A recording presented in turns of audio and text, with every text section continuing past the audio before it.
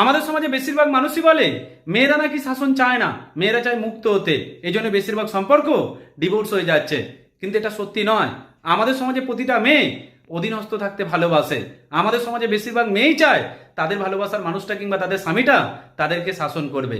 কিন্তু আমাদের সমাজে বেশিরভাগ পুরুষ মানুষ বাড়ির বউকে শাসন করার নাম করে শোষণ করছে। আসলে আমাদের সমাজে বেশিরভাগ মানুষ জানেই না শাসন কাকে বলে আর শোষণ কাকে বলে। একটা মেয়ে সারা জীবন ধরে স্বামীর পায়ের কাছে পড়ে পড়ে মার খাবে, এটাকে হয়তো পুরুষ মানুষ শাসন বলে চালাতে চেষ্টা করছে।